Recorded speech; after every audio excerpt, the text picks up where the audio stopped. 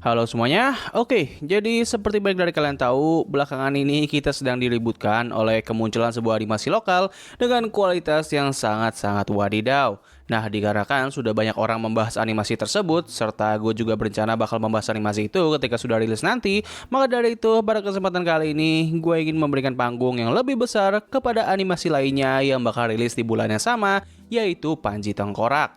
Nah, apa yang pengen gue singgung dari animasi ini adalah dari soundtrack yang baru saja dirilis, karakter desain dan juga peran mereka, premis dari film ini, dan juga harapan atau ekspektasi gue terhadap animasi ini. Nah, jadi tanpa menunggu lebih lama lagi, kita langsung masuk aja ke pembahasan dalam 3, 2, 1.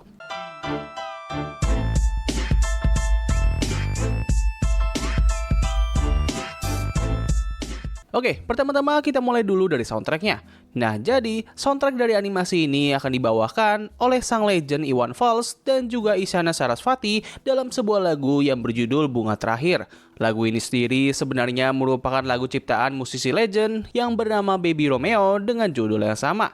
Alasan kenapa mereka memilih lagu ini adalah karena aransemen dari lagu tersebut dirancang untuk merefleksikan sisi terdalam dari karakter Panji yang baru saja kehilangan orang yang paling ia cintai.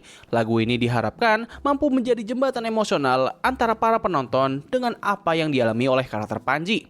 Ketika gue mengetahui kalau mereka memilih lagu ini sebagai soundtrack dari film Panji Tengkorak, gue tentunya mencoba untuk mencari tahu apa makna dan arti di balik pembuatan lagu tersebut. Nah, dari apa yang bisa gue dapatkan, lagu ini ditulis berdasarkan kisah sedih yang dialami oleh Baby Romeo ketika ia harus ditinggal menikah oleh orang yang ia sayangi. Bunga terakhir yang ada di dalam lagu ini merupakan simbol dari perasaan cinta sang pencipta lagu yang tidak akan pernah hilang. Walaupun dalam kisah aslinya, beliau bisa bersatu kembali dengan orang yang ia cintai, tapi inti dari lagu ini adalah sebuah pengungkapan rasa cinta yang sangat mendalam dari seseorang yang telah ditinggal oleh kekasihnya.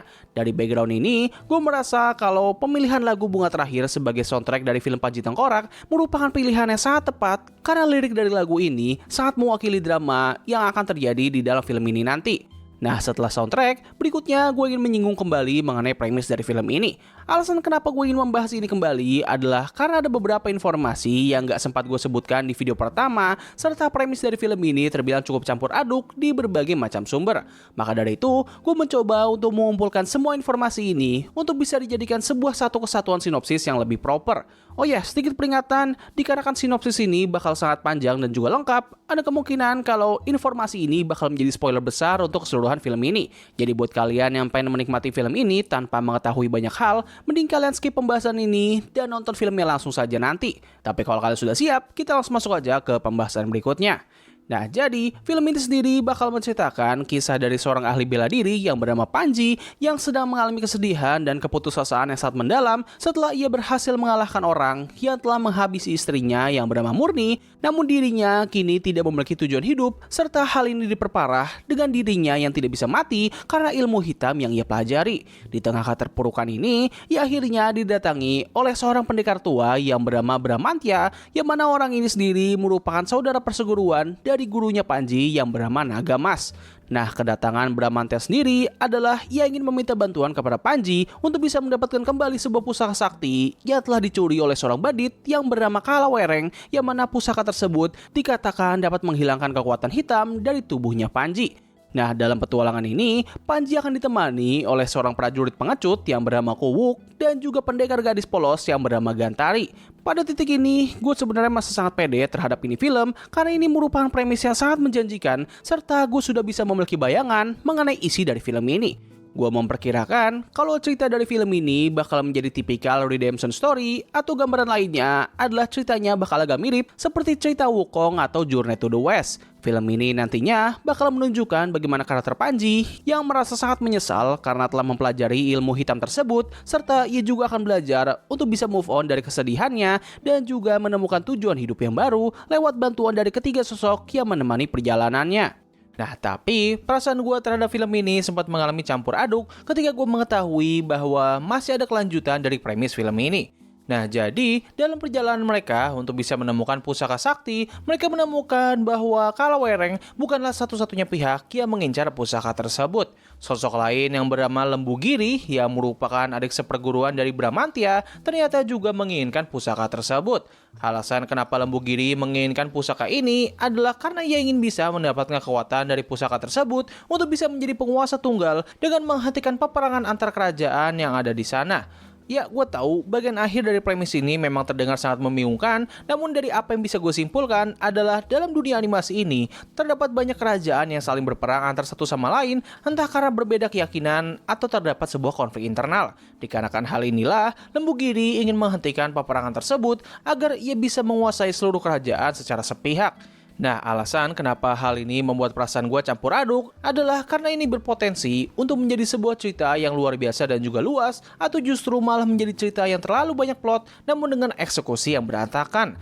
Apa yang gue suka dengan adanya cerita ini adalah ini semakin membuat dunia dari film ini menjadi lebih kaya dan juga kompleks. Selain itu, mereka juga bisa saja membuat konflik antar kerajaan ini memiliki sedikit kaitan dengan kematian dari karakter murni, atau bisa saja semua konflik ini merupakan bagian dari rencana yang diatur oleh sang antagonis utama. Apabila mereka bisa menghadirkan cerita yang seperti itu dengan eksekusi yang bagus, jelas hal ini bisa membuat film ini terkesan sangat luar biasa karena keseluruhan cerita yang berjalan itu seperti saling berkesinambungan untuk menciptakan sebuah kisah yang luas, utuh, dan juga kompleks. Nah, tapi di waktu yang bersamaan, gue sedikit agak khawatir kalau premis ini bisa membuat keseluruhan filmnya menjadi terlalu crowded dan berpotensi untuk menciptakan banyak plot hole. Belum lagi, mengingat film ini memiliki dua karakter antagonis, yang mana ini jelas cukup mengkhawatirkan karena seperti yang kita tahu bahwa karya-karya fiksi di negara kita itu masih suka kesulitan dalam menciptakan sosok antagonis atau villain yang sangat bagus dan juga proper. Tapi ya, kita lihat saja nanti, semoga saja mereka bisa mengeksekusi semuanya dengan rapi hingga membuat cerita dari film ini menjadi sangat bagus. Dan hal terakhir yang mau gue singgung di video kali ini adalah dari desain karakter dan juga perkiraan bagaimana para karakter ini digambarkan di dalam film nanti. Nah, dalam akun Instagram Falcon Picture, mereka sempat menunjukkan beberapa desain akhir dan juga desain sketch dari para karakter di film ini. Menurut gue, hampir semua desain karakter yang mereka tunjukkan itu terlihat sangat keren dan juga menarik. Untuk desain karakter Panji dan juga Murni, gue pribadi nggak menemukan adanya isu sama sekali. Desain Panji terlihat sangat sempurna, di mana ketika ia sedang tidak dalam mode bertarung atau sedang bersama dengan Murni, ia terlihat seperti seorang pria biasa yang normal. Namun ketika ia mengenakan topeng tengkorak dan juga topi jeraminya, ia terlihat sangat gahar dan juga badass, yang mana ini sangat menggambarkan dirinya yang pada titik tersebut sedang dikuasai oleh kekuatan ilmu hitam. Untuk desain yang Murni, ia terlihat seperti seorang wanita yang lemah lembut dan sangat cocok dalam membuat karakter Panji menjadi seperti pria normal ketika bersamanya. Nah, hal yang sangat gue penasaran dari kedua karakter ini adalah berapa lama durasi yang dibutuhkan oleh ini film dalam menunjukkan adegan keseharian dan kemesraan mereka berdua. Keberadaan adegan tersebut tentunya bertujuan untuk membuat para penonton bisa merasa lebih bersimpati dan juga merasa emosional ketika karakter Panji sedang ada di dalam titik terendahnya. Oh ya, sama gue juga penasaran apakah momen pembangunan tersebut akan mereka tunjukkan di awal film atau justru malah di awal film nanti kita langsung diperlihatkan dengan adegan aftermath dari kematian karakter Murni, lalu adegan keseharian dan kemesraan mereka berdua akan ditunjukkan dalam sebuah flashback yang akan muncul ketika Panji sedang dalam kondisi tertentu. Melihat dari apa yang sudah mereka tunjukkan sejauh ini, gue merasa kalau kemungkinan besar mereka bakal menceritakan background dari kedua karakter ini terlebih dahulu di awal film. Nah, untuk ketiga karakter yang bakal menemani petualangannya Panji, gue pribadi sempat agak salfok dengan karakter Kuwuk karena ia merupakan satu-satunya karakter dalam list ini yang terlihat tidak begitu serius. Hal ini sebenarnya cukup masuk akal karena ya dia sendiri memang bakal berperan sebagai karakter relief atau karakter yang suka ngelawak. Nah, sebenarnya ada banyak hal yang gue pertanyakan dari karakternya ini. Pertama, apakah karakternya ini bakal menjadi pure karakter relief tanpa ada lapisan, atau mereka bakal menambahkan trait lain untuk bisa membuat karakternya menjadi cukup kompleks? Trait tambahan ini bisa berupa ia sebenarnya merupakan orang yang cukup cerdas namun memang suka berkelakuan bodoh, atau ia ternyata bakal memiliki background yang menyedihkan hingga para penonton juga bisa merasa bersimpati kepadanya. Mau yang manapun pilihannya, gue cuma berharap agar karakternya ini nggak begitu annoying dan dapat mengeluarkan candaan di waktu yang tepat dan tidak merusak momen yang krusial.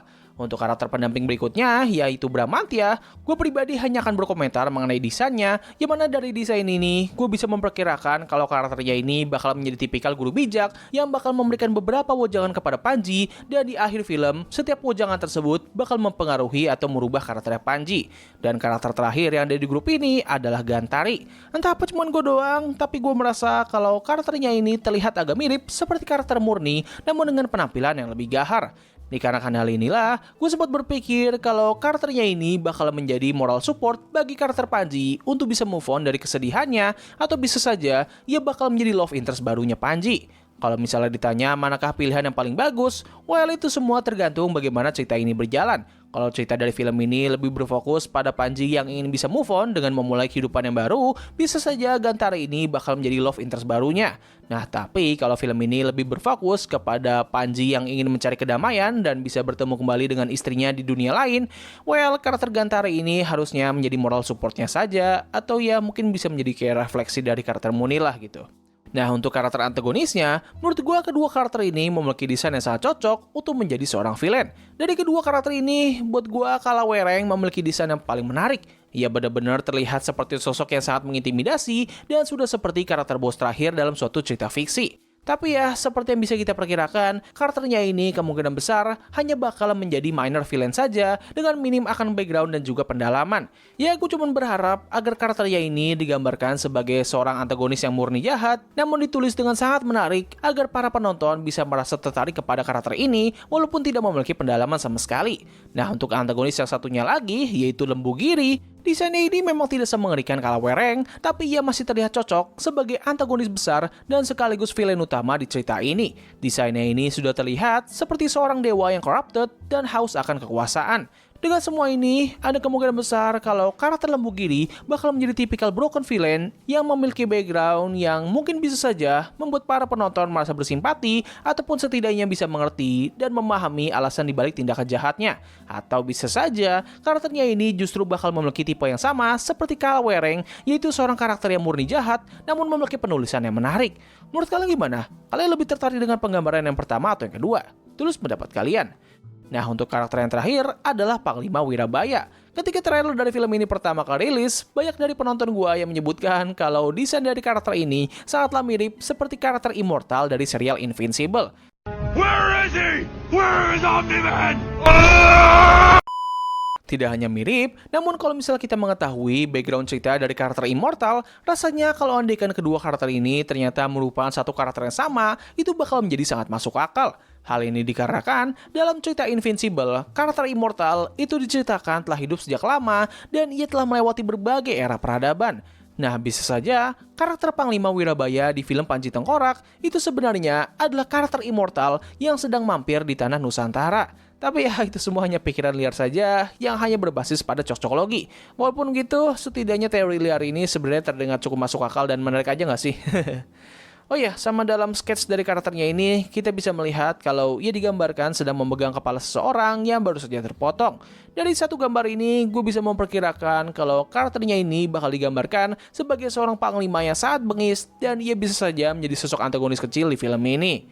Nah, jadi begitulah yang bisa gue bahas soal animasi Panji Tengkorak. Jujur aja, setelah melihat kondisi industri animasi kita saat ini, kini gue jadi memiliki ekspektasi yang sangat besar terhadap film ini. Tidak hanya gue berharap agar animasi ini bisa memiliki kualitas yang sangat bagus, namun gue juga ingin agar animasi ini bisa mengembalikan kepercayaan masyarakat dan sekaligus memperbaiki nama baik dari industri animasi lokal kita setelah sebelumnya industri ini sempat digoncangkan dengan sebuah kemunculan anomali. Pesan dari gua adalah jangan sampai kalian melewatkan film ini ya. Panji Tengkorak bakal rilis pada tanggal 28 Agustus nanti. Jadi daripada kalian buang-buang duit untuk menonton animasi sebelah, mending kalian kumpulin duit aja untuk bisa menonton film yang menjanjikan ini.